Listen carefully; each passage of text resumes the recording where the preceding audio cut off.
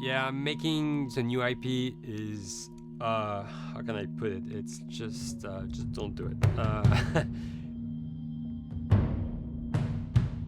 It's insane. I mean, it's a very difficult process. You have more questions than you have answers, especially when you come from like you've been making Uncharted 1 and Uncharted 2, just kind of like now like things are going, you just kind of like good momentum, and then suddenly that momentum like just drops, it stops.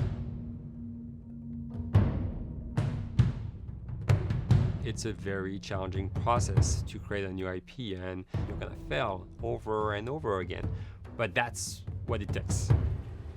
New IPs are really hard.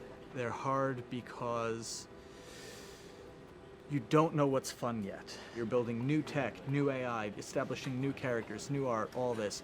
You don't get that controller in your hand for like 6 months to a year.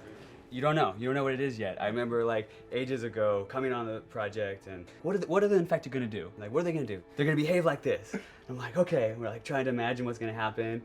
Fast forward like 4 months, they don't do that at all because it didn't work, right? It's hard mode, right? Like it's game development on expert. There's a big thing about making a game, right? Which is a game has to be fun. You get your first build where everything's working. You got player mechanics. You can walk around the world. You can shoot. You can melee attack people. You've got the AI in there. They're very intelligent, very difficult, and it's totally not fun because they snuck up behind you and murdered you in a second, and there was no way to figure out what was going on. We're making a game, by the way. Hey, James.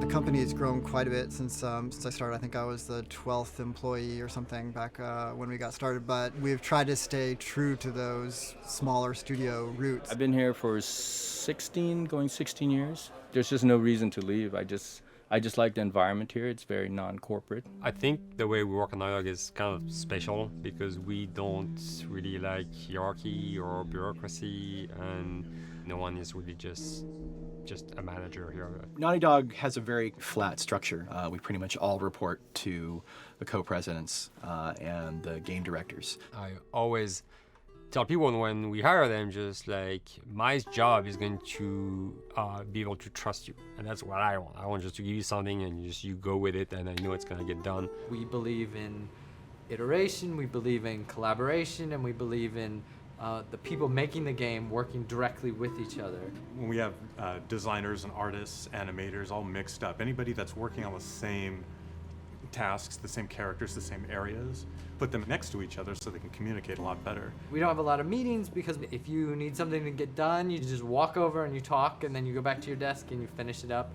And I really like that. I like when I just walk in the office and I see just designers talking with the programmers or programmers over the animators and talking to them. I think that's when really the magic happens. Naughty Dog, we really try to cultivate a culture where anybody can criticize anybody else's work. And we encourage people to be blunt about it and not try to sugarcoat it too much. It takes too long to be nice sometimes. It's not personal. It's based on more like how can we make a better game. We want everybody to have a voice. We want to cut out all the bullshit if we can, making sure that people are making decisions not based on ego, but what is going to benefit the game. When you see that people trust your opinion and that they value it, it's such a great feeling. You really feel like you're working as a team on a collaborative effort. We want to sort of remember where we came from and you know why we were successful then, and try to continue that success now. We make games. That's what we like to do. Back when Uncharted 2 wrapped up and we decided that we were going to build the second team and create a new project, we kicked around a lot of ideas. One of the very earliest ideas was to go back to Jak and Daxter. It's really near and dear to us. We really love those characters in that universe, and we think that there are some interesting stories still to be told there. We started to realize that it was not going to do justice to the franchise that the fans had fallen in love with. It would be shifting it so far in a new direction that we felt that effort would be more justified in developing a new IP. Neil and Bruce came to Christoph and I and said they wanted to do a post-apocalyptic game. I think the core essence of what they wanted to do, though, was to try to tell a story about two people and how their relationship evolves over the course of the entire game. That potential, oh wow, there is something very special about that game. This is going to be polished. Like, you're not sure if it's gonna work or not, and you have doubts. And like, should we be doing a game like that? Should we be doing a first-person shooter? Whatever. Like, you ask yourselves all those questions. And the creative director and the game director are the core of the team that have to really see eye to eye. That's why you have that balance between like Bruce and Neil's gonna try to push the just the story and the characters, and Bruce is going to try to push that with just the gameplay as well. And so it's kind of like those guys are just trying always to find the right balance between the two. It's a very delicate process.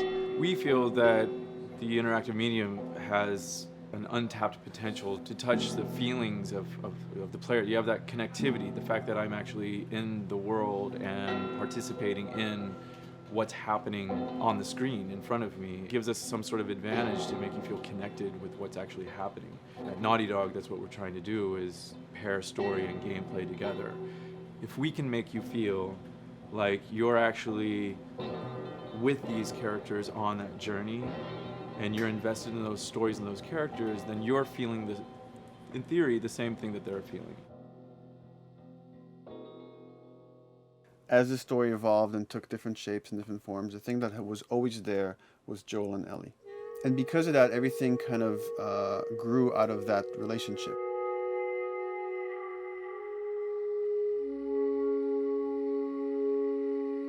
We've seen kind of that role of the anti-hero change, especially over the last 3 to 5 years, to where before it was like, the thick-neck mercenary kind of guy. For this game specifically, for this story, we needed something new.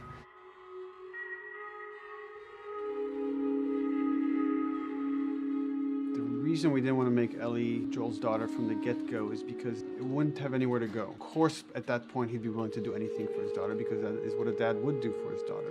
If they didn't even know each other at the beginning of the story, then we start from scratch. It's almost like the player has the same relationship to Ellie as Joel does. And we could take our time to build that relationship between these characters. And if we do it right, then the player will be feeling that same growth that Joel does. And we're kind of mirroring that emotional relationship between the two.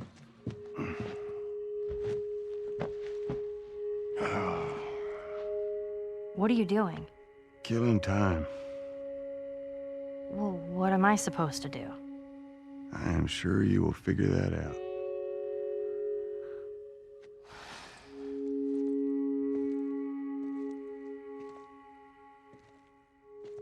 Your watch is broken. It's exciting that Neil wrote something like this, where he's like, I don't want to make the stereotypical characters. I want to make real people in this crazy situation and these forced to make decisions that are really tough. Like, what would we be like in those situations? I mean, we weren't consciously trying to pick male or female for characters. You just try to pick characters and just be honest with who they are. It almost doesn't matter, right? Joel's daughter could have been Joel's son. Ellie could have been a boy, and Joel might have been Tess. You could have swapped those roles, and I think the story would have still worked. The focus on female strength, it's so unique. You get to see what's so powerful about a woman through all of these female characters, which makes this game wonderful and unique. There's a crew of Fireflies that'll meet you at the Capitol building. That's not exactly close. You're capable. You hand her off, come back, the weapons are yours. Double what Robert sold me. Speaking of which, where are they? Back in our camp. We're not smuggling shit until I see them. I want Joel to watch over her. Whoa, I don't think that's the I'm not best Ellie. idea. him. How do you know them? I do think having a strong female character, especially like Ellie, is so rare in video games. And as a gamer, and more specifically a female gamer, it's frustrating to me because I'll see sort of the stereotypical female character where she's amazingly beautiful and huge boobs, and she's there to be either the love interest or just because they're like, well, we need to throw a chick in here. We've seen the strong woman or we've seen the weak woman. We haven't necessarily seen the empowered woman from this kind of standpoint. And there's that beautiful scene where Joel finds her inside the house and she's reading through this girl's journal going, is this really what they used to worry about? What shirt do I wear and what boy am I gonna go out with? You know, and to be met with those first world problems that we deal with every day and go, how trivial is all of this? I think it's gonna resonate a lot, not just with, you know, a female audience, but with a male audience as well. The thing that was intriguing to me after the fact is knowing that we're kind of creating a female action hero in a way, and this is her origin story with Ellie. To sort of be such a strong female character that is completely normal looking, regular t-shirt and jeans, and she's 14 and she is still a total badass, is really exciting to be a part of that. There's so few non-sexualized women in video games, especially in the main role, that we were kind of proud that we were creating one. It's very complex, and without the players knowing it, she becomes the protagonist by the end of the story. And that's why she's in the front of the box, and that's why we've been promoting the two of them together so much. Who's there? It is a dual protagonist game, and yeah, I guess I get nervous to think about it in that way.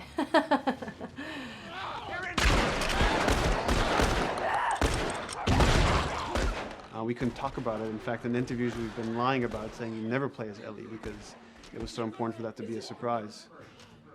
Sorry, journalists. Here we go.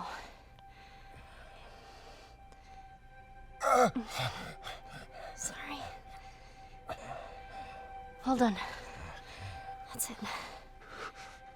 The tone of the game was set pretty early on that we knew that we wanted to make a really grounded story. We knew that we wanted to make the player feel the sense of tension and dread and go through the same emotional roller coaster that Joel and Ellie were going through. One of the things we kind of struggled with is to say, well, if we want to really ground this world and make it so like realistic, maybe we shouldn't have anything that could be perceived as a monster.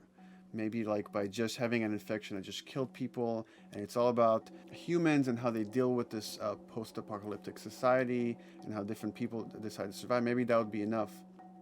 And what we realized is because we're making an action game, a lot of the storytelling happens on the joystick. And once we remove the infected, it's like all of a sudden now we can't tell the story through gameplay of what happened to the world.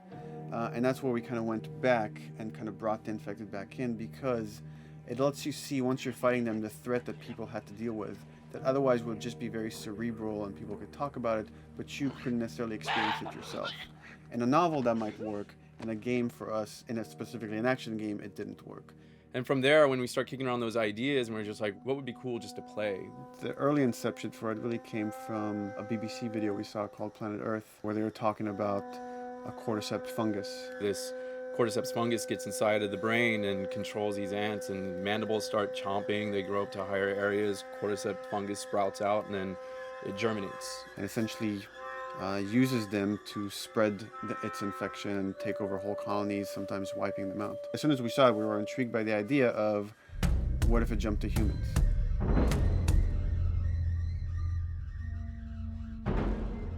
So what would happen? How would people react? What would happen to society? As we're trying to develop the look of the infected, we went through so many different iterations, some that looked really alien and subhuman, some that looked just essentially like zombies, and we couldn't find like an original place for them. But one of our artists just did this kind of photo mashup where he took a bunch of images of diseases or images of fungal overgrowth, and he kind of mashed it all together and he threw it on this person. It was a very iterative process, making sure that the fungus felt properly integrated, like it was part of the body, growing out of the body. And not just fungus growing on the head, but it's tearing the face apart, cleft down the middle, it's gaping maw of a mouth with the crooked teeth. And it's in great agony as its humanity and its brain is still somewhat functioning. Maybe you still have some human cognitive abilities of thought process back here. This isn't some decaying corpse on the ground. This is a living thing that's going to be coming after you in the world. The fungus is always the focal point. So you can see from a distance, oh, this guy's infected. I can tell straight away. In fungus, they have these beautiful saturated colors, and we really like that conscious of this something so horrific that it's going to like stop at nothing. It's relentless force of death, and yet elements of it are beautiful. It's not just about gore. It's not just about everything about it being scary, because to us it's actually scarier when things on it are somewhat benign or somewhat beautiful. It was evident that we were onto something that was quite a bit different and something that we hadn't really seen before, which was eerily human but very disturbing. And it seemed so creepy and so unique that right away we gravitated towards it, and it's like, this is our base infected. Everything should kind of come out of this look.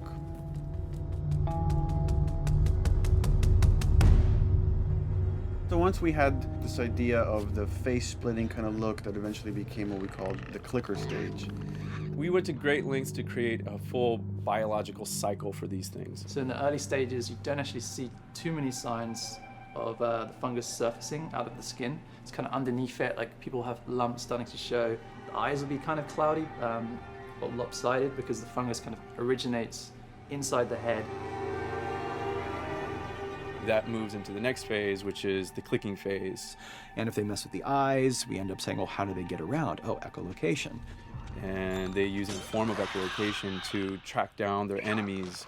Just like bats, or even some blind people can see by making a clicking sound, a sound that on its own wouldn't be very scary. And then to associate it with something that people in this world are very fearful of, so that as you're exploring an environment, all of a sudden you hear this click, and you're seeing everybody just get frightened, just everybody duck, everybody hushes. Oh, great.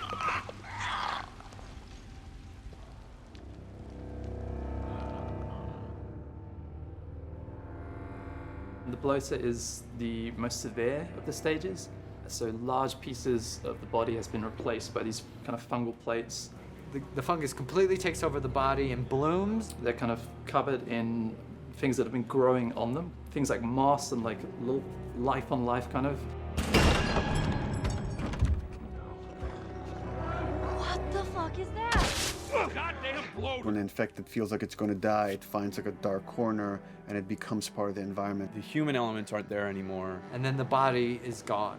They lay down and sprout and then spew spores. And if people can breathe those spores, they become infected as well. It all had to kind of make sense of how each stage flowed from one to the other. And that's hopefully how we've created a world that you can kind of look through it and understand the science behind it and say, I could buy this, I could get into this.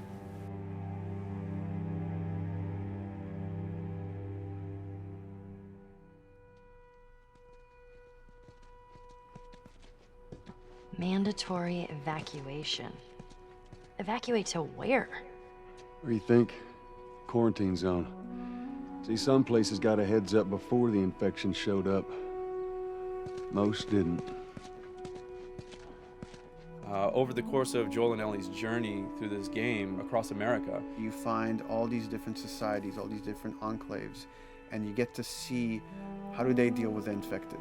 Without the manifestation of this infection, you can't have these people making those interesting choices.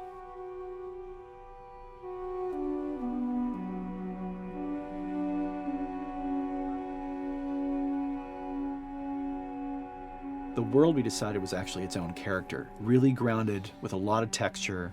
What happens, after 20 years of the fall of man, when no one's taking care of anything? This book called The World Without Us describes in detail how much fighting on a day-to-day basis we have to do to keep nature back. And once you stop doing that, how quickly nature can reclaim that. As they talk about New York, and how every day they pump water out of the subway system. That system breaks down. Within 2 days, the whole city is flooded. And once water gets introduced, then structures collapse pretty quickly. Trees will sprout, and wind will carry those seeds over, and gutters get clogged, and then when it rains, water fills up, and then pretty soon you have vegetation growing over there, and once you have vegetation, concrete breaks pretty easily for when there's a tree and roots breaking through that. Even some of the stuff we did on Uncharted, you know, exploration of how temples were ruined. What if you took those ideas and put them in Pittsburgh or Boston? And obviously right when that happened, you can imagine that being pretty terrible to look at. But you think about 20 years later, and with rainwater filling up those sinkholes and then those becoming like little marshes with lily pads in them. We had this wonderful piece of concept art we developed really early on, and there are all of these wild animals that have escaped from a zoo and over the past 20 years have bred, and now they have herds roaming these cities. And that's something that tells you that life goes on and this world is worth saving.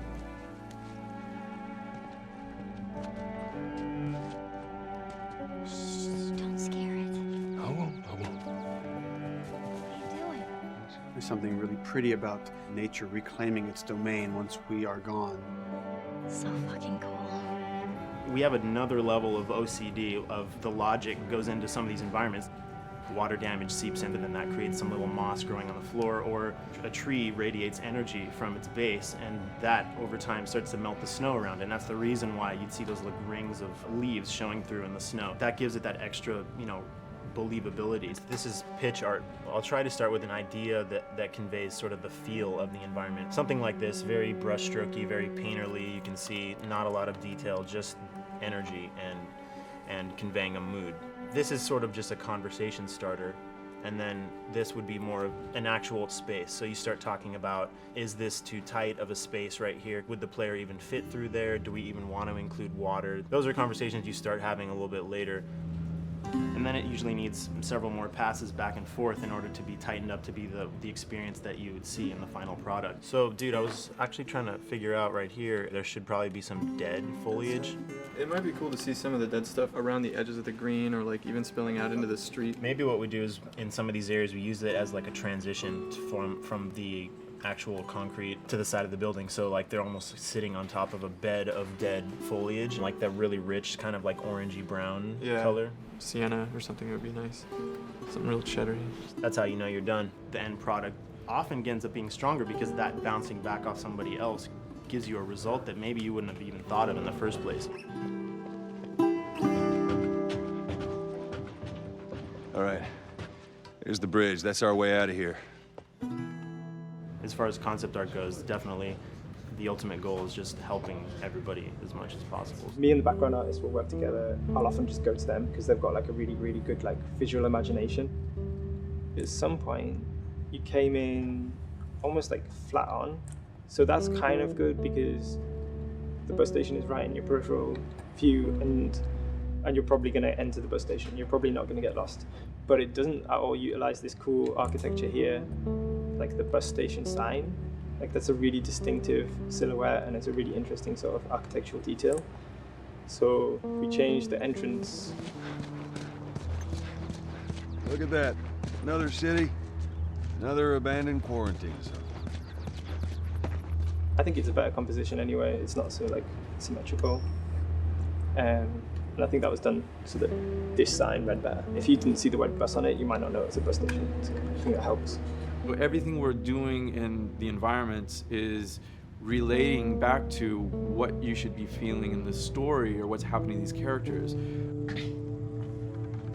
So is that everything you hoped for? Jury's still out. But man, can't deny that view. Come on, this way. When we first came up with Ellie and Joel, we had this idea in our heads of who they would be, but we didn't necessarily know the voice. It took us a while to find our Joel, but for Ellie, I think Ashley was the second or third candidate to walk in, and right away we knew. Yeah, you know Why what? are you so scared all of a sudden? Because I'm a coward, okay? So just get your shit and let's get out of here. Damn it. I'm not like her, you know. What? You think I'm gonna end up like your daughter? The way she delivered the lines, the way she just embodied that character, was like, that's Ellie, there's no question about it. I saw the character artwork and I related to her a lot. I mean, she's kind of a tomboy and she's kind of tough, and I mean, obviously I'm not 14, and I think that's the main difference between the two of us. I read the scenes and I was like, I need to play this part.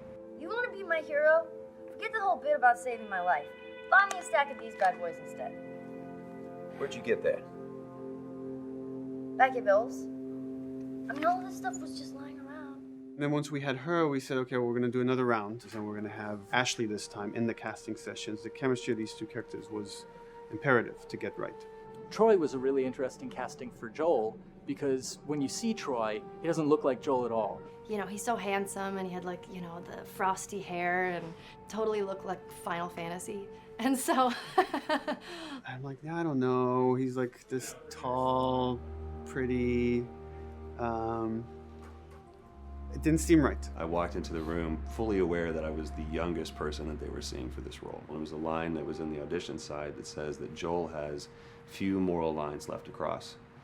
And so that became the anchor point to the character. But then as soon as he spoke and he had the grit in his voice, warm, yet kind of dangerous. And his movement is just like you bought into it. Why are you so scared all of a sudden? Because I'm a big coward, okay? Now pack up your shit and let's go. God damn it. I'm not her, you know. What? You think I'm gonna end up like your daughter?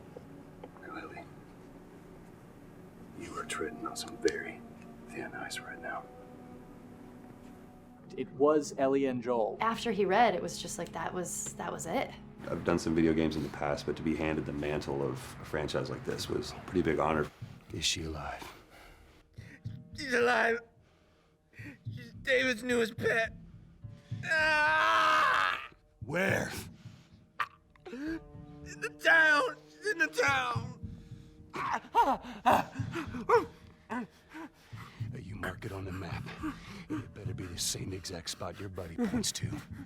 Neil pulled me aside one day, and he said, I have some ideas. And as you're well aware, Neil is a little twisted. He came up with this character, and, you know, I just jumped at it. It was such a departure from everything I've done here for Naughty Dog, to say the least. Name's David. This here's my friend James. We're from a larger group. Women, children. We're all very, very hungry. To be able to put on a voice that, you know, hopefully a lot of people won't know, won't notice that it's even me. Because we didn't want it to be Drake. Drake eating people, that's a whole nother game. How did you put it? Tiny pieces. See you tomorrow, Ellie. You know, certain voices that I can do wouldn't fit the David's artwork, but he showed me the art, and I said maybe it's something like this, where everything's, you know, it's very quiet. And just, you know, he's not really sure, and the voice can break a little. And he just looked and goes, yeah, that's it. So I'd love to tell you that we hashed it over and we talked. No, it just, I looked at the picture and I tried something. He said, yeah. A few weeks back, I sent a group of men out a nearby town to look for food. Only a few came back. And turns out that the others had been slaughtered by a crazy man. And get this, he was with a little girl. You see, everything happens for a reason. Claire. Ashley, she brought humor to it. She just has some really great comedic timing. The way she reacts to the things around the world with a little bit of sarcasm, that teen kind of like trying to get a rise out of you. Now watch your step as you're going out, because it's going to be a little... It just brought a certain levity to the story that the story needed. You didn't even realize it needed it until she started doing some of that stuff. Oh, I'm sure your friend will be missing this tonight. Mm-hmm. It's light on the reading, but it's got some interesting photos. Now, Ellie, that ain't for kids. Whoa! How the hell would he even walk around with that thing? Get rid of that. Well, hold your horses. I want to see what all the fuss is about. Oh, why are these all stuck together? I'm just fucking with you. Bye-bye, dude. Throughout the course of shooting over these past couple of years, Ellie and I have kind of morphed into each other, which I know sounds so cheesy. Neil always asks, he's like, well, what would you do in this situation? I think the most important thing that Ashley brought is a sense of capability to Ellie's character that wasn't there in the beginning. The very first thing we shot involved her being pulled out of a car and attacked, and Joel was supposed to go save her. It was written that Ellie sort of was just kind of watching on the side, just waiting till he was done, and I was a little frustrated because I was like, well, if this were real life, I would do something. We did a couple takes, and at some point she walked up to me and she said, I feel like I'd hit him.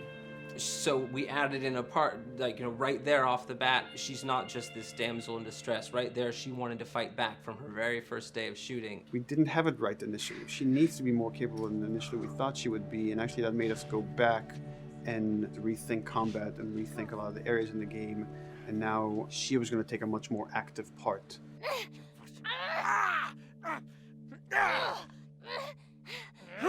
Anything that requires, you know, a lot of body movement, we do with the actors on the mocap stage. And we try as much as possible to use our actual principal actors, use their body motion as well as their voice. We captured all at once there on the stage. Having the actors perform as well as being recorded at the same time was imperative to get an accurate performance. Because every time you split up the performance in any way, you lose some of that magic where they did a gesture or they delivered the line a certain way. And those things have to be in sync, or there's just something subconscious that's like off-putting about the performance when you don't do it that way. You are treading on some mighty thin ice here. I'm sorry about your daughter, Joel, but I have lost people too. You have no idea what loss is. Everyone I have cared for has either died or left me. Everyone fucking except for you. So don't tell me that I would be safer with someone else, because the truth is I would just be more scared. It gives you the most authentic, most realistic performance, because you're actually there, not just making your own choices, but making your own choices based on the other people that are involved in that scene. So you get this truly natural approach to things, and it shows up. It's like theater in the round. You can do anything from any angle, and the smallest, most subtle thing we'll be able to pick up. There's no place to hide. So you have to be as prepared as possible, because you have no idea which moments they're going to use. There are these little improv moments and, you know, little nuances that you get that probably isn't scripted, that just comes out of play, you know, while they're performing. That mistake that is just blossomed into a really good idea. Did we improv on The Last of Us? Yes. Yes, we did. Doing this was a whole lot like being 5 playing in the backyard with a stick, you know, and this is my machine gun, and, you know, and a pine cone is my hand grenade. It's all your imagination. I'm doing the exact same shit that I did 45 years ago. I just get paid for it now. We square. We're square. And get the fuck out of my town. I don't do a lot of voiceover work, so for me it was nice to be able to work off of your other actors. I can't imagine it working any other way. I'd never done mocap before. I didn't know what to expect. The suits were crazy. Yeah, the suit gave me wedgies. Like, deep wedgies that I had to pick out with my middle finger. Too much information. Just how damn sexy I look in a motion capture suit. I look like 10 pound of sausage in a 5 pound casing in that thing, man. Once you get past the fact that like everybody else and you look like weird clown people with these little dots and stuff, once you like give over to that, it really was pretty easy to make it just feel like you're in the moment and in the scene. So everyone that was on this is a slam dunk. This isn't just another gig to them. And that creates a really cool energy for people to really start experimenting and playing jazz. Floor is yours. And action.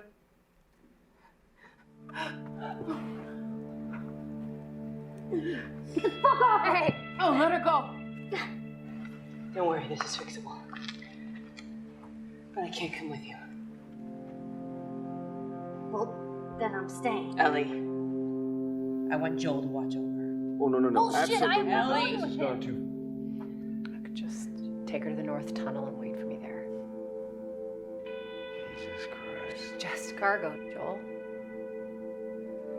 How do you know them? You know, we craft the scene out until it has a good feel, and then we pass it off to animation to clean it up. Real life motions don't necessarily always translate into gameplay. There's something that's usually missing, so we have to, maybe enhance the gesture or enhance the shoulder movements or a breath that you want to be able to feel, but you don't really see it, so you can't really feel it unless you see it. Is everything all right? Yeah, everything's fine. I could have him lean in here a little bit more, like this, take his hand down. When they're on stage, they don't necessarily have windows, so that weight of like really pushing and leaning in, it's something that we would have to accentuate. Give him a little bit more weight on that turn, or put his head down a little bit more. There's a lot of dialogue that gets said between the two characters. We have to bring that alive through animation, and we have what we're using as gestures. Why would they mow down all these people? Can't let everyone in. If you turned off the sound, you'd know that they were talking to each other. And that really helps accentuate the relationship that the two have together. We have certain animations that play in the beginning of the game on Ellie. She's traveling with Joel, who she doesn't really know. There's a lot of gestures to make her look nervous, just her overall stance. Later on in the game, they develop a relationship through the animation, not just the dialogue. You can see that she's more comfortable around him. If that reads well with the player, then, we're doing our job.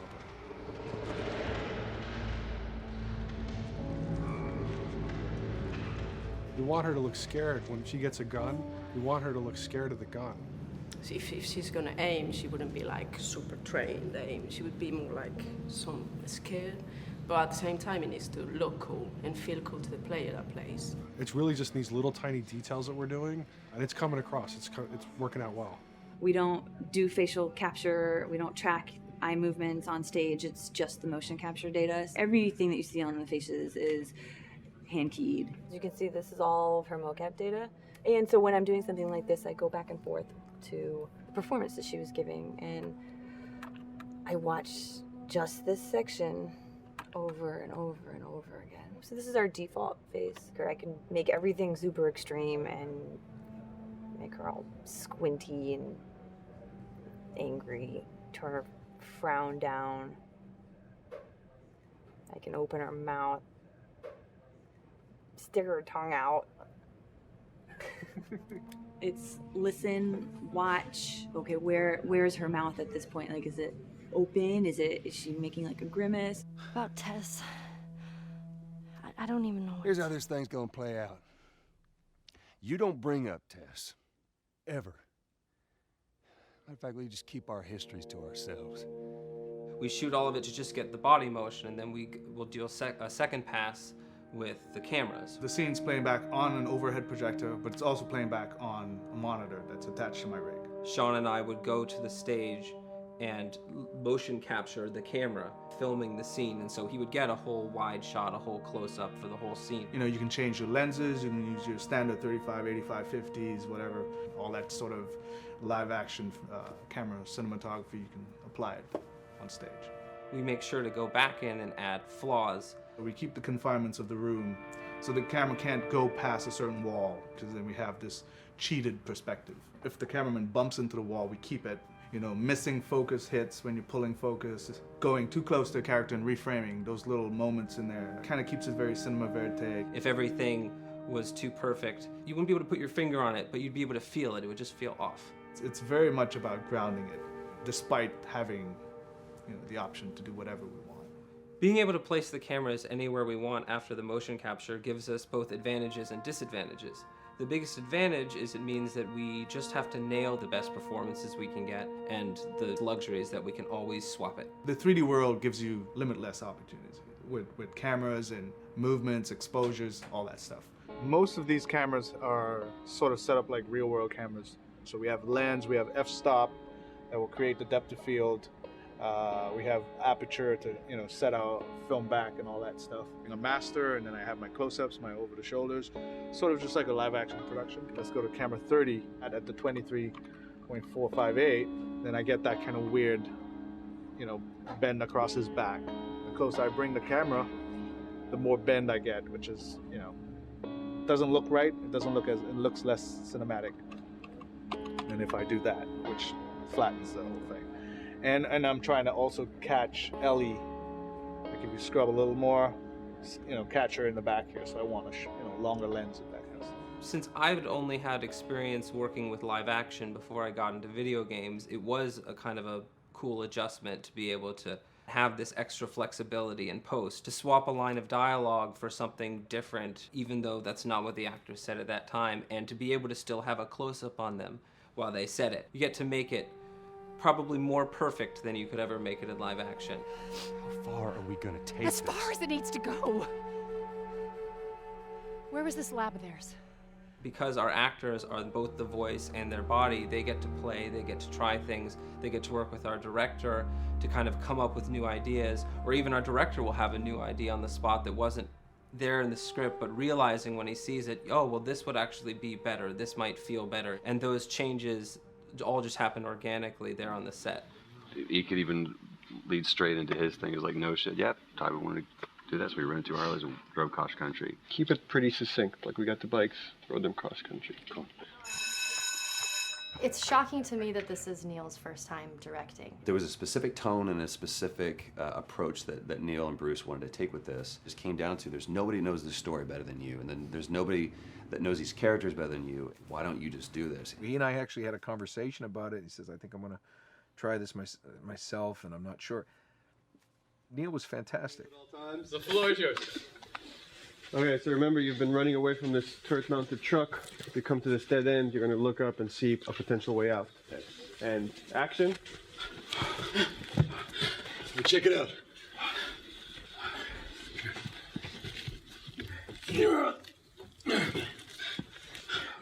I mean, his writing is honest, and it's dangerous, and it's natural. And I love his economy of words. He doesn't hit everything on the nose, so it leaves it open for you to interpret and bring some nuances and things like that. The entire process is collaborative, but really it's led by Neil's willingness to change and flow and decide something doesn't work, fix it right there in the moment.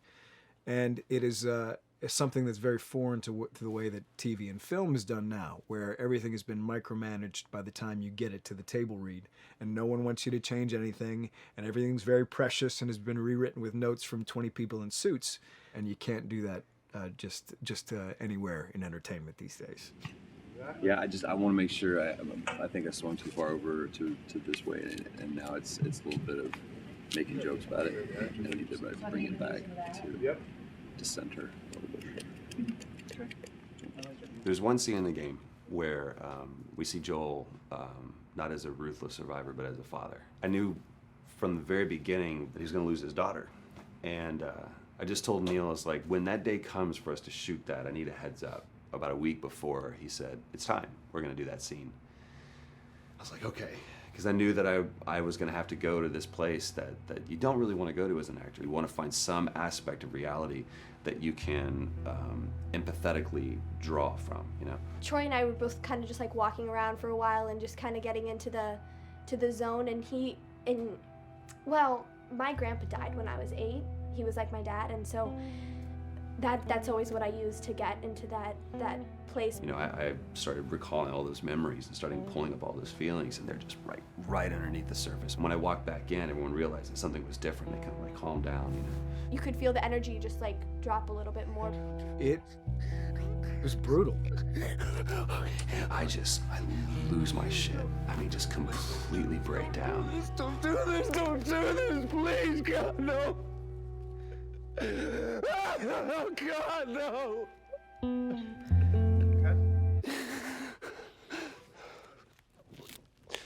The soundstage was deathly still. It was the first take, and I felt really good about it. And it's like Neil said, okay, let's do it again. And so you do it again, and automatically you feel like you're manufacturing because you're trying to go back to that place, and you're in that actor nightmare of trying to get back to that reality. And we go through it again in 5th and 6th and 7th take, and I'm just exhausted. I'm crying between takes, and I'm looking at Neil going, this is really, really hard. And finally, after like the 8th or 9th take, he said, all right, I think we got it. I was like, oh, thank God. And I went outside, and I was just jacked up for the rest of the day. Just, a wreck emotionally. But we got it. Then 2 weeks later, he calls me. And he says, so we need to reshoot a scene. I'm like, cool, what scene are we doing? And he just looks at me. I said, dude, don't do this to me. And you can either at that moment throw your hands up in the air and say, fuck this, and walk away.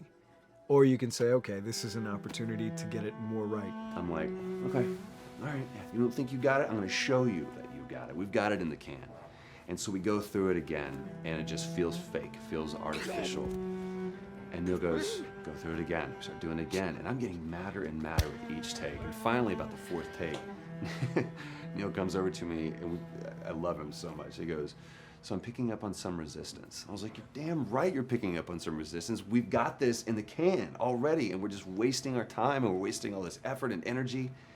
And then he started talking me through the scene. And he was like, what I need you to do is I need you to just strip yourself of all these ideas, and I need you to hit this beat, and this beat, and this beat, and this beat, which just makes it sound so mechanical, and it's such an emotional scene.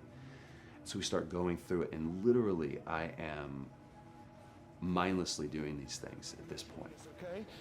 I know it hurts, baby. I know. So I'm gonna lift you up. I'm gonna lift you up. I'm gonna get you over here. Come on, baby. Come on, work with me, please. God, baby. Sarah. Sarah! Don't do this to me, baby. Don't do this to me, baby. Come on. Come. And he stops, he goes, now we got it. And I realized that the reason why I wanted that first take to work was because I wanted everyone to look at me and go, wow, what an actor. And that's not what the scene needed. Those moments where you just have to sort of calm your ego down and just go back and do your work. That scene actually works, not because of me, but in spite of me. And that really is the marker and definition of working with a truly good director. There are many like it, but this one is yours. Why don't you have a seat?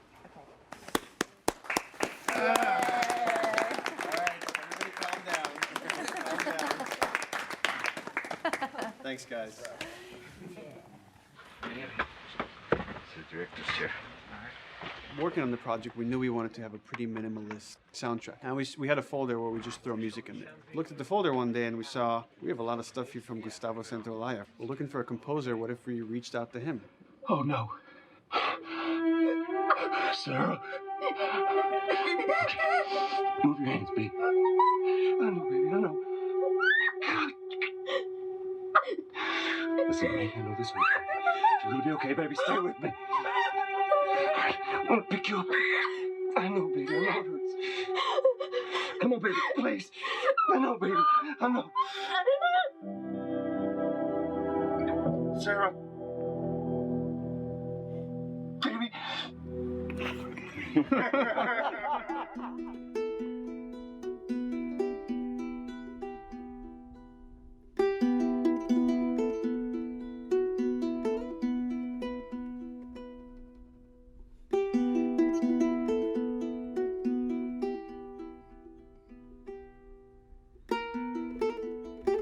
My life has been and still is kind of like a road movie. I grew up in Argentina. I came to the United States in 1978 because we had a horrible political situation in Argentina. We had a military dictatorship where 30,000 people disappeared at the hands of the government and many other more were tortured, and I was blacklisted. It was just impossible for me to keep on living there. I've been jailed many times since I was probably 15 years old just because I had long hair and I play an electric guitar. So I had to embark on this trip. I can relate to that kind of need of movement and going to the next place and the next place and the next step. I'm always attracted to the possibility of getting involved with a project from the very beginning. I like to work from the script and talking to the director. It's never been, oh, give me a piece like this, or give me a music that's this. It's just been very high level. Here's what the story's about. Here are the themes. Go write some stuff. Since I don't know how to really read or write music, the way I produce music is actually recording it. So I like to come early in the projects, and I did in The Last of Us.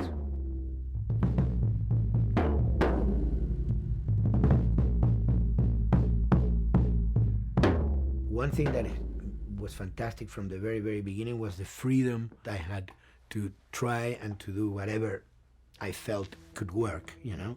As the story was still being written, you could listen to this piece of music and just get a sense of where this needs to go tonally, because the music was still inspiring the story. So that was the great thing of having the music written so far in advance. You know, at the beginning, I mean, I was going really out with some things, and sometimes some of those things were the ones that they liked the most, you know? So I really felt very motivated to work, and I enjoyed immensely working. It was this very organic back and forth experience where one element was inspiring the other and vice versa. I needed to go into some more dark places, more textural and not necessarily melodic.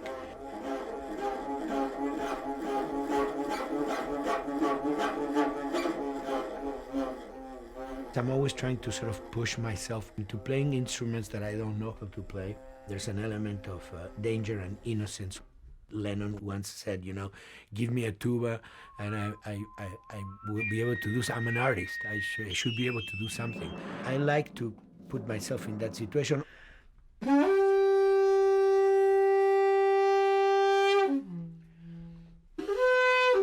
So these are just PVC pipes, the one used, you know, in construction.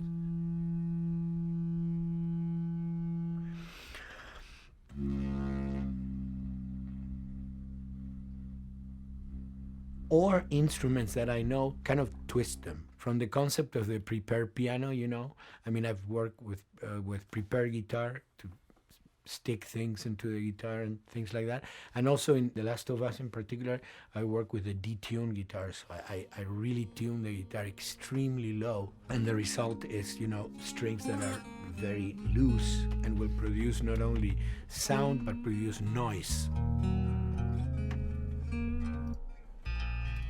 Because I believe, you know, every environment has its own sound. We have in our, you know, small studio, we have actually the possibility to record almost anywhere, including the bathroom, and we have done some fabulous recording, especially in the kitchen. When you score to picture, which is something that I don't do, then you know what you're going to expect. But when you provide people with music, like I've done in all the films that I've done, and then you see it, how the director decided to use that, you know, in what particular way he uses it or where they edit it. It's always fascinating to me. I watch a scene and I'm going, you know, it's fantastic how they use this piece. I would have never, of all the music that I've done, probably I would have never used this piece there, but it works, you know, great. So I like that feeling of collaboration.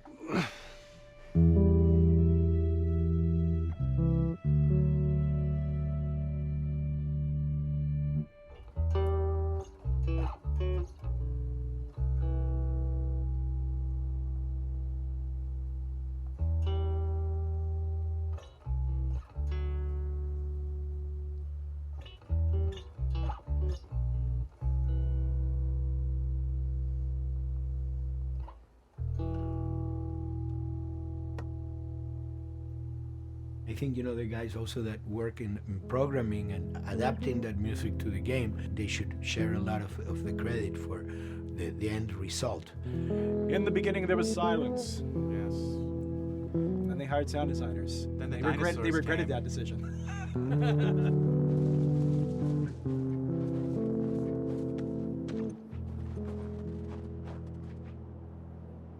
Hold it steady. Ha! Got you! In a much quieter environment like that, we really had to fill out the soundscape with much more natural sounds, much more detailed, delicate sounds. The tension comes from the lack of sound, in a way. Your brain is thrown off because where I expect to hear buses and crowds, all of a sudden I hear wind and leaves rustling. Again, it's creepy and beautiful at the same time because it's almost like I'm going on a hike, but I'm in a downtown area.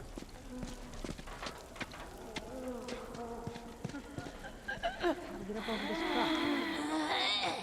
Let's see what we can find.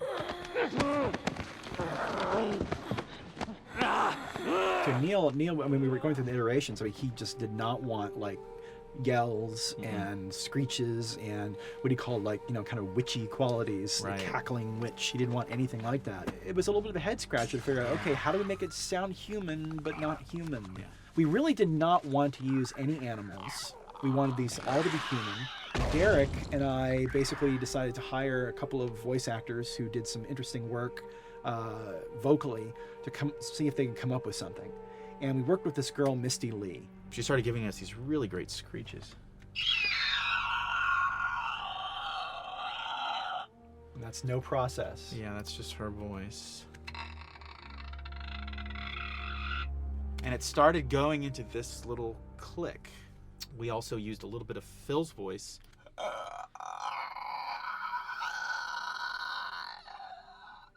We'd combine that also with an occasional, Derek. That's just me, moving my tongue. And what that kind of did was it sort of grounded it all, like maybe in the mouth area, the wetness, all that kind of stuff. And it adds a nice texture, actually. This is a composite of all the bits I just told you about.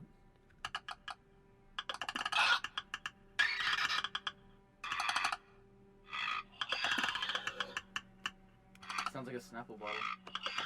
Oh, the lid? Like the lid, yeah. That's a good idea. Fuck, where were you guys like months ago?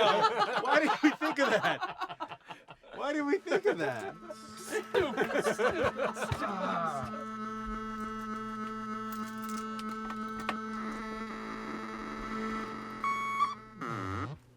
Viewers at home, you're probably wondering what this is.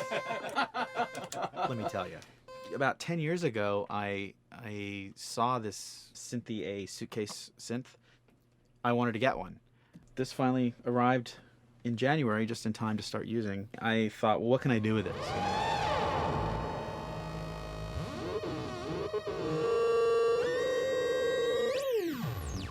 In Lakeside, there's a whiteout that happens, and this thing has a noise generator, which gives really convincing wind sound.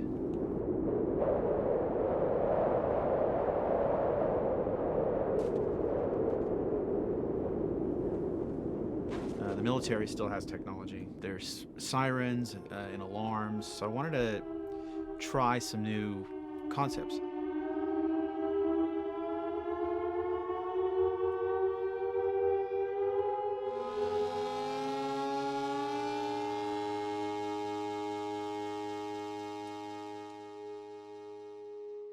Man, What?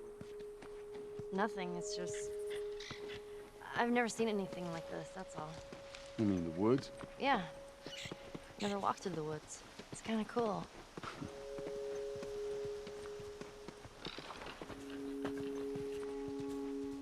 We consciously take in consideration lighting in the beginning. Most of the game, we don't really have any real man-made light sources, so everything is naturally lit. In the past, we could use a lot of artificial light, but in a world that has no electricity. We have to hide most of the time, and that requires getting very close to certain assets.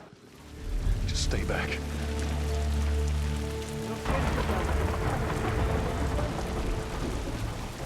Otherwise, can't. Detail's expensive, and if you build up too much of it, you end up running into technical problems, right? Your engine slows down. When the frame rate goes down, everyone can bring up the profiling tools and see which parts of the frame actually cause the drop of the frame rate. This is the profiling tool. These are all the SPUs. Here's the GPU, and then here's the PPU. You can see here's the main process and here's all the sub-processes, and you can see, tells you how many milliseconds and cycles it's taking. The programmers are whiz at modifying this stuff and realizing, oh my God, why is this thing so big? We're taking 10 milliseconds on this thing. And then that's when they come over and find somebody and hit them over the head with a club and be like, why are you doing this?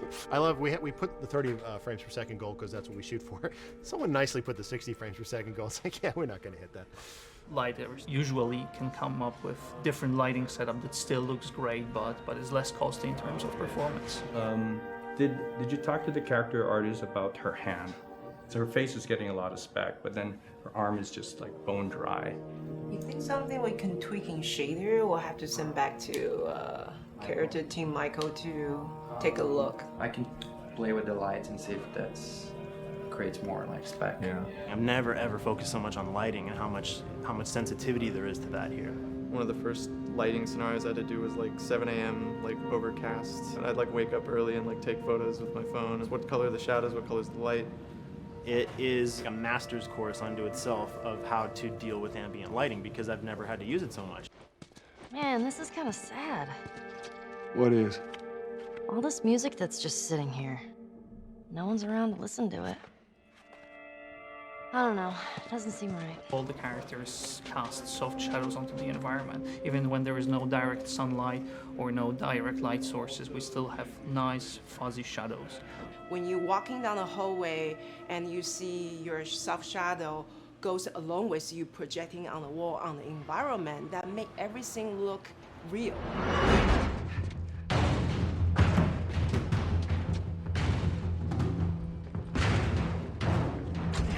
Follow me through here. Okay. The flashlight brought a whole new spin on it. So some of the environments end up being really, really dark, and you need the flashlight to get around. Give me a hand. We want to have the environment be really dark, but also at the same time have colorful surfaces that are sort of hidden, so when a flashlight hits one of those, it bounces off onto the ceiling. If you shine a light on a red wall, it will bounce the red lighting on the whole environment. And it's very difficult to do, very expensive, but we did it. Everything should have a bounce lighting. Otherwise, the world is gonna feel dry and unrealistic.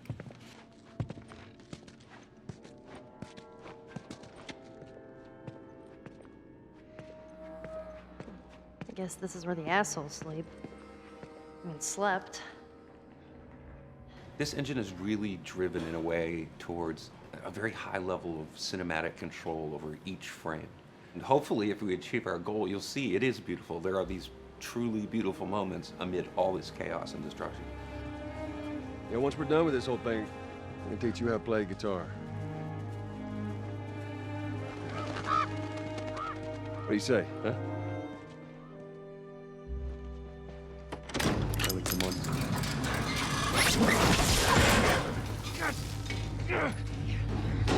I got you. Damn it, Bill.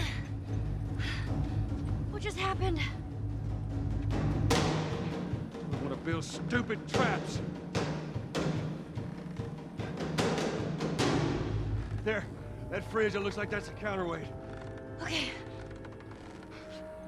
The story really dictates sort of the arc of the overall pacing. Storytelling would always want to be subtle. They would always want to keep the world grounded in reality. But gameplay has requirements where the player needs to see this thing. The player needs to immediately know that the enemy is attacking, that this room is dangerous, that this room is a puzzle that you have to solve. What are the things that we can do on the joystick to make you feel the same way that these characters are going to feel when we get to this next pinch point in the story? There's a turn in a scene that we need these characters to take, and we need you to feel it or understand that, and that means you have to play it. Sail! Oh, thank God. Gotta keep running. Doorway, over there. Run!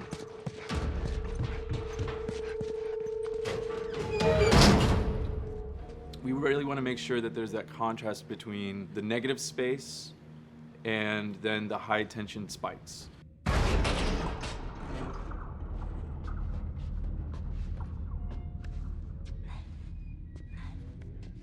A lot of times we won't play music, or we'll play very minimal music just to let you know kind of the state, whether you're still in stealth or combat has broken out. Hearing someone's footsteps or hearing a person breathing on the other side of the door has so much tension to it. You hear that? Shh, quiet. You feel the tension of the world, make you question whether you want to engage with these guys or kind of try to stealth around them. That's another reason why we don't have traditional cover in the game. You smoothly move around everything, contextualizing with the environment, but you're never locked down. We want the player to, with that crafting system, with the scavenging system, with all of the abilities available to them, to constantly be moving around and changing as the moment arises. Gameplay is all about, I have a limited set of tools, and how am I going to use those tools and those limitations to overcome this obstacle in front of me. And that obstacle might be infected, might be another class of humans that wants to kill me for a bottle of alcohol in my shoes.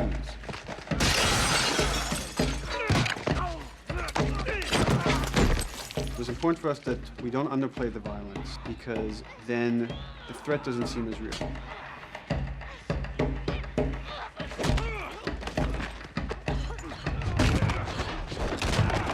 We see video games as this incredible medium to tell stories. We want to treat it as equals to books or comics or TV or movies. This is subject matter that would not be considered out of the ordinary to tell in one of those other forms of entertainment. Fucking hunters. See, this could have been us. We wanted you to buy just the desperation of these people and why they're behaving this way, because it's so brutal. And at the same time, we didn't want to make it so over the top, stylizing it, so then it doesn't become as real. It was important for us actually to hit that middle ground where it's kind of disturbing. That glint that's happening on that curvature, it'd be good if there was a way that we can guarantee that from this angle, we're seeing it. It seems But really it's flat. overall too bright and opaque. Yeah, looks like paint. Yeah, see, the blood on the ground works really well. It's something about the other shader is messed up in this environment. We got to fix that to unify the look. Shouldn't make you giggle or laugh or any of that. You should be kind of appalled by what you have to do, but you understand why you're doing it.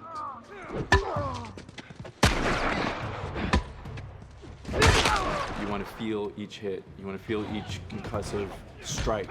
Lives are at stake. You want a death animation to have impactful performance, not just have a guy keel over in a ragdoll.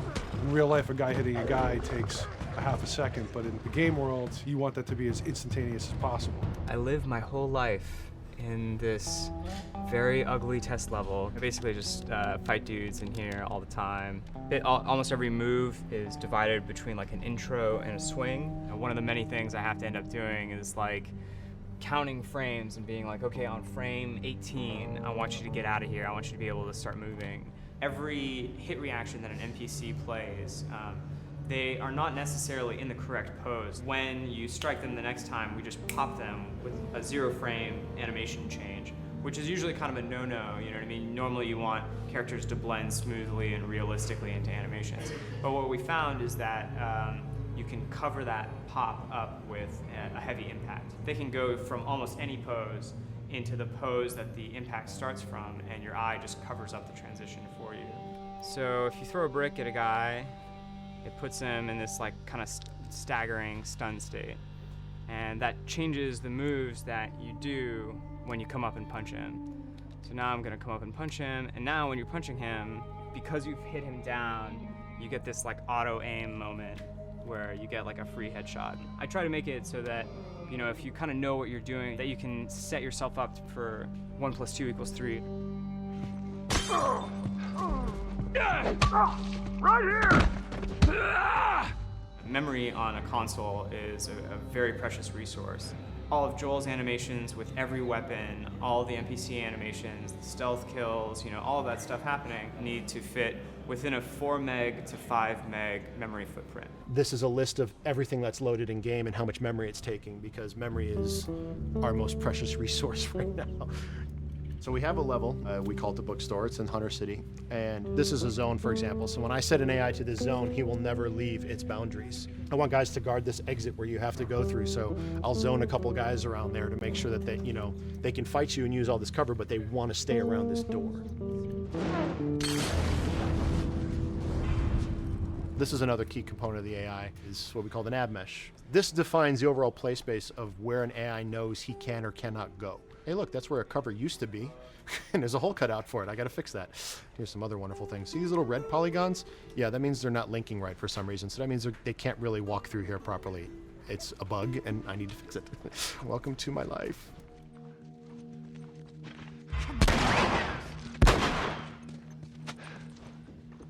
Hey!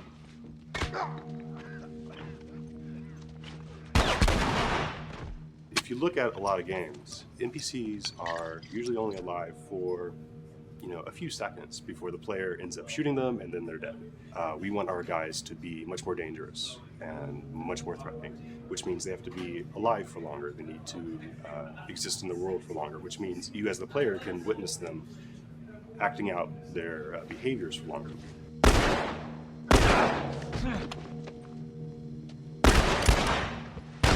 So we've been working really hard on our AI systems. Back of the box, biggest bullet is going to be like AI. So we tried a number of different prototypes with the buddies, including having Ellie be super independent of you. She would try to flank the enemies, get behind them, or get between you and them. And a lot of times those decisions should surprise you, just like a real person, a real character would surprise you. And we discovered after many different prototypes, the best thing for her to do generally is to stay very near you. You need the exploration, you need the scavenging, you need something to say like, okay, if we just crank it to 11 the whole time, then it's pinned up there and there's no time to breathe, no time to assess or analyze, and no time to really contrast. There's no way of shifting the pacing.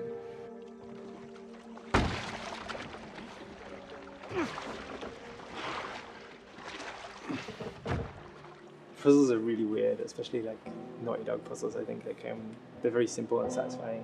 Most of this puzzle is strict exploration. You can see the ladder here, you can see the pallet there, you can see a clear route up to the ladder. So you're like, okay, maybe you have to get Ellie to the pallet, push the pallet over to this side, and like Ellie will climb up and lower the ladder.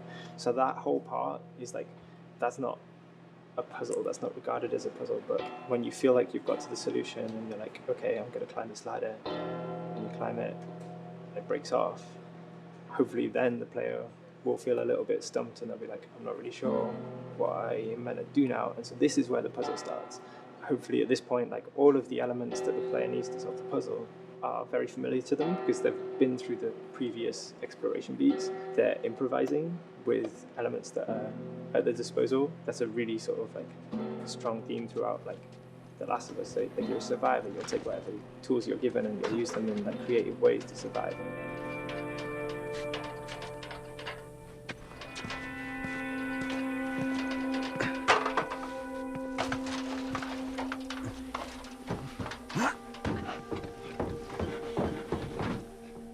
We set out to create something kind of new to Naughty Dog, this crafting system. Our lead designer, Jacob Minkoff, he got this book of like the survivalist handbook and homemade munitions and all sorts of funny stuff. Just start reading about, okay, if I was just wandering around in a collapsed society, this world, what stuff that seems like I could find? Alcohol and sugar, you know, if you want to make a smoke bomb. It's difficult to balance the right amount of resources against what you think the player's going to need and making sure that the player feels like they're getting just enough to survive, but not too much that they feel like they're a powerhouse.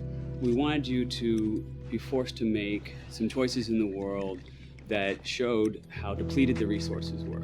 So if there's a particular point in the story where the characters are having a particularly difficult time surviving, then we want you as the player to be finding fewer items, farther apart, harder to survive. We will item starve you at the same time that those characters are feeling starved and worn out. Then you expose something to them. Oh, here's a cache, and if I can just get into that cache. Oh, look, there's a wealth of things in here. God, I was so worried. My health was low. If I had run into a combat, because it's always that thing in your head, it's that Hitchcockian thing about the danger that you see is less meaningful than the danger that's in your head.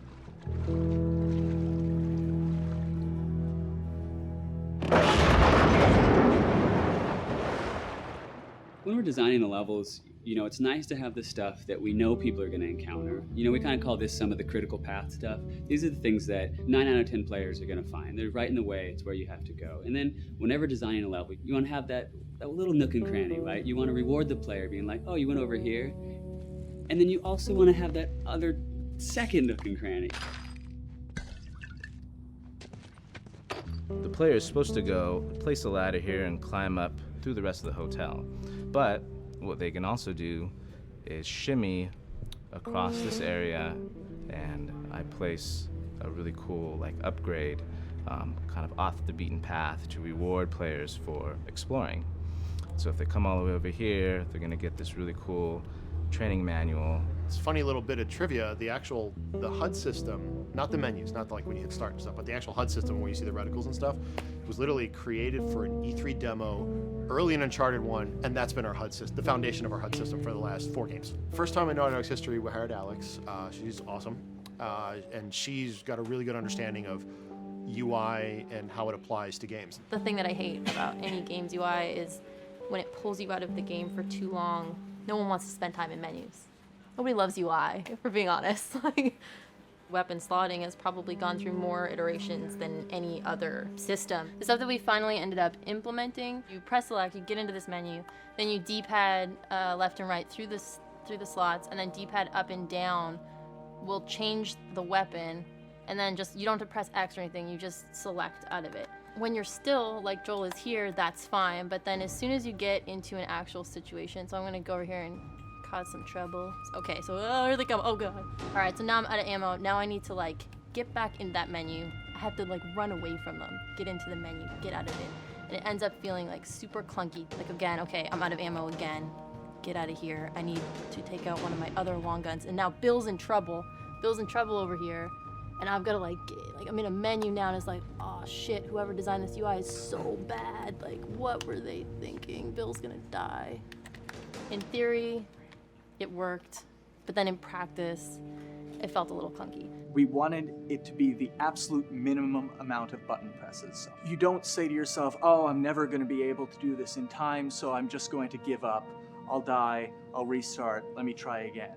You want to always make the player feel that there is a way to survive. They can just do this fast enough. And like what's gonna go in now, if you just left, right, D-pad through this stuff, you swap out your guns, like between long gun and short gun. If you're now on this gun and you were to hold X to pick your gun. So it all happens within the same system that you're using to slot the weapons. The first iteration that I did on that was awful. It just took way too long to get in. It was just a mess. QA was so upset at me like all the time. I'm sure they hate me now because of that system.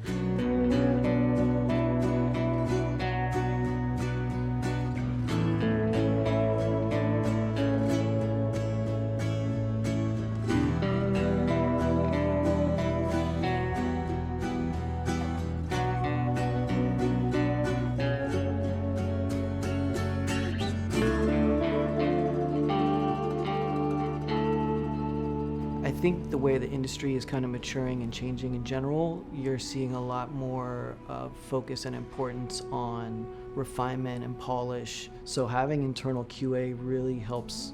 The industry is kind of changing from QA being this like tighten up the graphics on level 3 bro kind of vibe to like really being a more technical, mental investigative job. On the publisher side, it's more reactive towards the code being delivered in a stable, controlled environment. Whereas on the developer side, especially at Naughty Dog, we are going beneath the art and the design. We're given enough weight where we can go up to somebody and be like, look, you have to fix this. Why? Come over, I'll show you. That kind of feedback, I would love to be able to say like, that was us, but it gets so diffused throughout the iteration process that you're just kind of like adding your I guess like genes into the gene pool and then just seeing what happens, you know what I mean?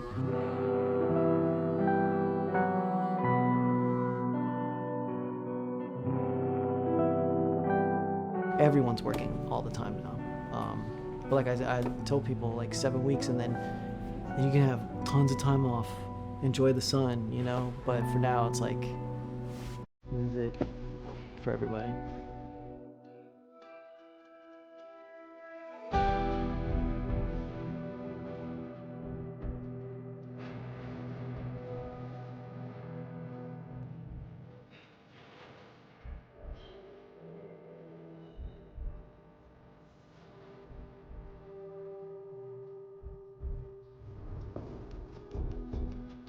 Crunching it has been as part of making games. I feel it's human nature, right? If I'm gonna have a guest at home that's gonna come for a couple of weeks, I'm probably gonna clean their room just the day before they arrive, right? And I think it's the same thing. It's just like everything comes together at the end. I personally enjoy crunch. I think you get this like absolute laser focus because it has to come together. There's a camaraderie that also comes There's a together. camaraderie, totally, yeah. The vibe is everywhere, you know what I mean? Everyone's kind of like giving it 150% at this point. We're getting there, right? You start to get these glimmers, and I don't think anyone who doesn't make games realizes how late in the process you get those glimmers. 1 week before we shipped that press demo, we're all like, this kind of sucks. What's going on here? It's like, we need to dig down and find this. And in 1 week, the fun came together. Like you're shooting at a guy and then somebody flanks you and you hit him and you avoid the other guy who's shooting you, and then you flank and go behind cover and you're like, oh, that 5 seconds in that 15-hour game was really, really fun. How do we make that 5 seconds happen thousands more times? My favorite video game is making video games. It is as challenging and as complex and as interesting. If we had to like try all the things that didn't work, what's hard about crunch? It's like marching through that swamp of it not working. I mean, nothing's ever really final because you can always make something better, always. So we're constantly changing and constantly reiterating and trying to make it better and better and better pretty much until we ship. As an artist, you're never really happy with your work. You could be given like 100 years to work on something, you'll still find things to nitpick and things to fix. Yeah, you can work on the game for 10 years and you'll still be crunching at the end. So it's like, okay. All of a sudden, it's like getting ready one morning in the shower, and I was just like, oh yeah, I'm about to ship another title, and this is gonna be a really good title, and it gets you excited, and you're like, all right. Do I think the game's gonna be good? Yeah, it's gonna be awesome. I think it was good a little while ago, and now we're gonna make it Extra kind of good. amazing. Yeah. What it will take to get there in these next 5 weeks, it's gonna be a lot. I'm excited. I have faith. Every time we're shipping a game, it's terrifying. You just hope for the best. You don't know, right? I mean, people have different opinions. We have to go with our guts, and I trust the team just to pull it off. This, hands down, is the hardest, most challenging thing I've ever done. We sweat a lot, and we worked a lot, and we all went home tired, you know? But I think that's you're gonna see that on the screen. I think that's gonna pay off. Ellie? Ellie? What? The ladder. Come on. Right. After David, Ellie's visibly distant. You could have done a cutscene to show, hey, you're being very distant, and she's not responding, but to also do that in gameplay, to where it's something that you've done just countless times throughout the game with, let me boost you up here, get the ladder, bring it down so we can do this systemic thing, and the character responds with that, and you have to actually go over to her and go, hey, come on, the ladder, we've done this, let's do this. It's a subtle choice. Like Bruce and I talked in the beginning, is like we have these mechanics, how can we exploit them in a narrative sense? And that's one of those opportunities. I just think it's incredible that happens in-game. It's not a cinematic. It's something that adds weight to that controller when they're playing. Wow, so good! Let's go eat. Let's go eat.